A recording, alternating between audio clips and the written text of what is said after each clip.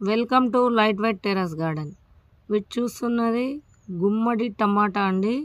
ఎప్పుడు అరుదైనవి చూపెడుతుంటాను, ఇప్పుడైతే హార్వెస్టింగ్ చేశాను. ఇంకా కాయలు కూడా ఉన్నాయి చూడండి. గుమ్మడి టమాటా ఎంత బాగా కాస్తున్నాయో చూడండి, చాలా బాగుంటాయండి.